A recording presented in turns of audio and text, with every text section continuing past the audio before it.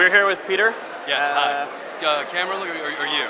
What do you like better? You can look at me, yeah. Okay, so why don't you tell us a little about yourself and your product? Well, my name is Peter Downey. Right now as a sponsor, we're working for the WITS Academy, Wine Industry Sales Education Academy. We're training people at the customer service level, at the management level, and eventually at the CEO level about the direct-to-consumer chain and about that market, that channel, and maximizing their effect in that market. I find actually at this seminar where we are doing right now, last year was all about compliance, and in some ways the hardware, the technology of complying with credit card vouchers and the SKUs and getting that information out to the channel, to the, let me start again actually, right? All right. Getting that information out to the wineries and getting them up to speed, up to legal speed. This year is very much more about social networking and about tickling that channel and getting people excited about your brand. But once they're excited about your brand, how do you handle it? How do you get them in, talk to them, promote that customer up the chain from interested to loyal to flagship member? That's what this is about. That's what we teach here at the WITS Academy. Cool. But this whole channel, this whole conference this time is a lot of fun. Very interesting about social. I'm really kind of a Luddite. You know, I'm really not technically sort of advanced, and I feel really like I've got to get on board. I'm doing marketing right now for a small restaurant within a Westin hotel, and man, do I feel like I'm way behind the eight ball. I guess like got to get on Twitter. I've got to do our Facebook page.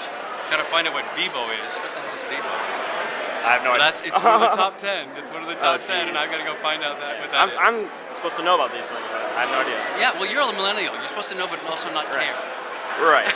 Well, and as a millennial, wine is like, I mean, isn't wine for adults only? Like, isn't it elitist? In some ways. It's funny, I've been training a lot of what we call millennials, and their challenge in some ways is the effortfulness of any of this stuff. That the media, TV has now reached into my computer and reached through the computer and touches me whenever I want it to. It does what I want it to do. And for me to say, okay, get up and get to it, you know? Wine is hard because you got to open it.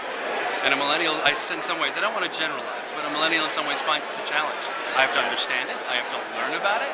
What does this mean? And for people who've been playing t-ball, that's a pitch. And they're not used to seeing a pitch. You know, suddenly I got to swing at something moving. And this is a great, this whole social networking thing that they're so good at and yet so not good at the same time, that they got to be accountable for the things they say. And we have meetings at hotels, we have meetings in wineries about, if you're tweeting and you're talking about work, what's your accountability level right there? Is that censorship? Is there freedom of speech? How accountable are for what you say and represent your brand or your company? So this whole thing, this whole experience right now is fascinating and a little daunting, really. It's a lot. I feel like I know nothing at all. So last question. Yeah. Why should people be drinking wine? Well, see now, if I had had a drink of wine, I could answer that question better, and that would be the first thing I'd say to you. That I'd be faster off the mark. Okay. But as opposed to any other beverage, certainly a bottle of wine is not a single serving unit. It's obviously a shared experience.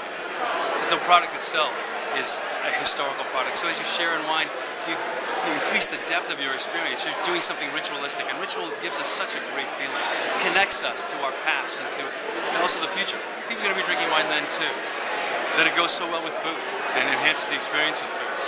That it's, I don't know, that you can do something that is both communal and interestingly individual. I think wine in the United States has both of those things. You know, if you go into Burgundy, all you see is Burgundy. All you see is Pinot Noir. You go to Bordeaux, it's Bordeaux and white Bordeaux and almost nothing else. In the Languedoc, a huge wine region, even from village to village, you see the wine of that village. In the United States, it's both that historical and cultural experience, but it's very individual too. I can go into a grocery store and see it all, which you don't see. You know, you see it in London and other places, but in the wine regions themselves.